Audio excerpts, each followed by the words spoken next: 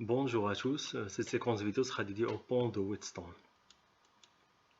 On appelle pont de Wheatstone le circuit électrique qui permet de déterminer avec précision la valeur d'une résistance.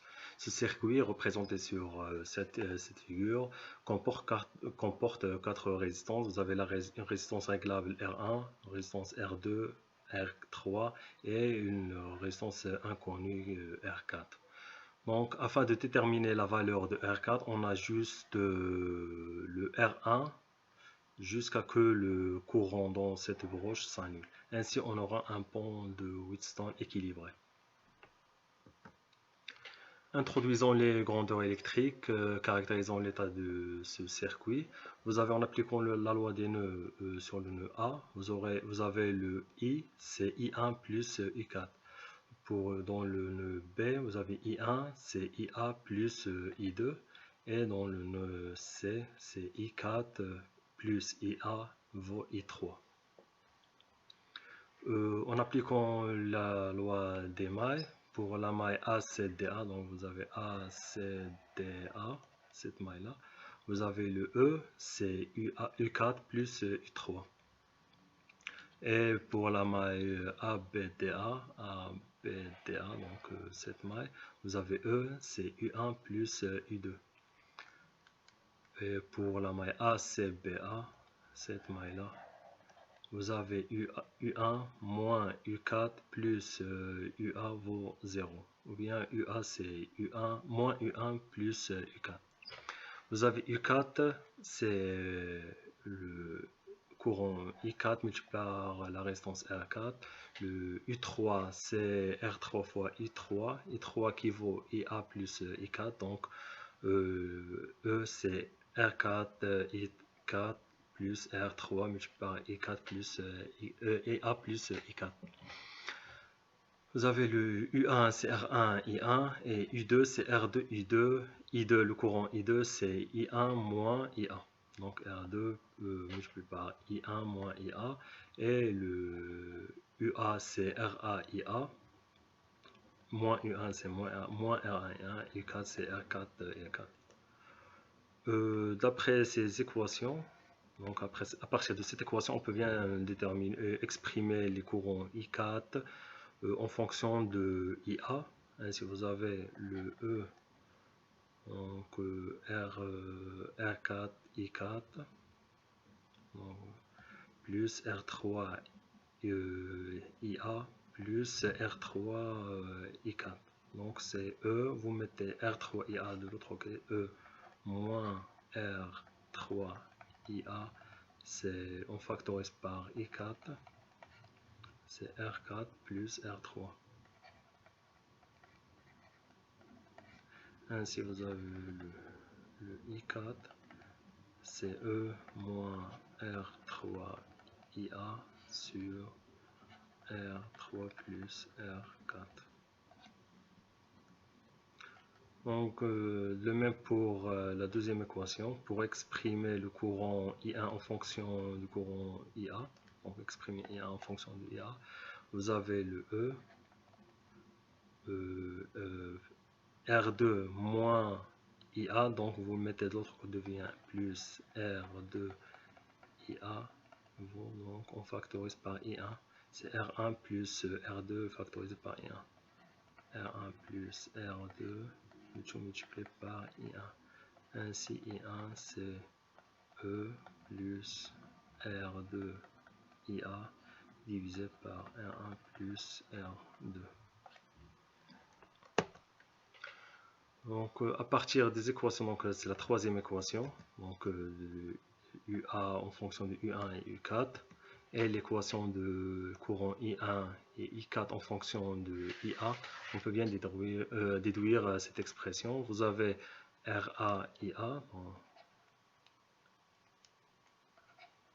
RA IA, c'est moins R1 I1, c'est E plus R2 IA sur R1 plus R2. Donc c'est R1 E moins R1 R2 IA, tout divisé par R1 plus R2 plus R4 multiplié par E moins R4 multiplié par R3 IA, tout divisé par R3 plus R4. Donc on met les expressions d'IA donc de ce côté-là. Donc vous avez RA, on factorise par IA. Donc vous avez IA, RA, donc vous avez moins R1, R2, IA, donc vous devient plus R1, R2 sur R1 plus R2 moins R4, R3, IA, donc devient plus R3, R4 sur R3 plus R4, donc il vaut moins E R1 sur R1 plus R2 plus donc, E R4 sur R3 plus R4. On factorise par E, on devient E multiplié par moins R1 sur R1 plus R2 plus R4 divisé par R3 plus R4. Donc c'est cette expression-là. On pose dans alpha qui vaut cette expression-là. Ainsi vous avez le IA c'est E, donc divisé par alpha. Et donc on simplifie cette expression, vous avez R1 plus R2 R3 plus R4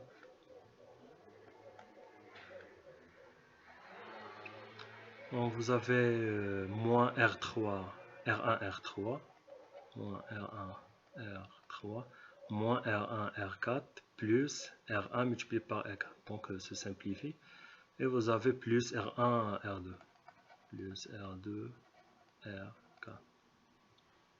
Ainsi, donc, si IA est nul, donc IA est nul pour donc cette expression est nulle dans R2 R4 égale à R1 R3. Donc IA nul pour R2 R4 vaut R1 R3. Ou bien on peut mettre R1 sur R2. Le rapport R1 R2 vaut le rapport R4 sur la résistance R3. Donc ces résistances-là, donc le rapport entre cette résistance avec celle-là est égal à le rapport entre R4 sur le R3. On passe maintenant à multisim pour vérifier. Donc on considère les résistances R1 qui vaut 2 ohms, la résistance R2 3 ohms, R4 5 ohms et la résistance R3 qui vaut 15 ohms. Donc, et vous avez, on met un ampère-mètre pour mesurer le courant dans cette broche. Donc, U1, donc le courant est nul si le rapport R1 R2 vaut le rapport R4 R3. Donc, vous avez R1, le rapport R4 sur R3 c'est 5 sur 15, donc 1 tiers. Donc, vous avez ici 3. Le courant est nul pour R1 qui vaut 1 ohm. On va ajuster la résistance R1 et on vérifie le courant dans cette broche. On lance la simulation. Vous avez 0, R1 vaut 0. Donc 10% c'est 0,2 ohm, 20% c'est 0,4, 40 c'est 0,8. Donc on s'approche, plus on s'approche de 1 ohm, le courant diminue. Vous avez donc ces 0,8, 0,9 et vous avez donc pour 1 ohm, donc 50% de 2 ohms, donc 1 ohm, le courant est nul. Donc 1 ohm 3, donc le rapport 1 sur 3, le rapport entre R4 et R3 c'est 1 sur 3. Ainsi vous avez un pont de Wheatstone équilibré.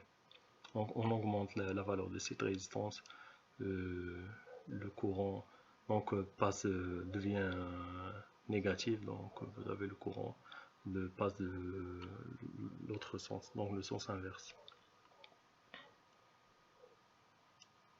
On augmente la résistance, donc le courant aussi augmente. Merci pour votre attention et à la prochaine.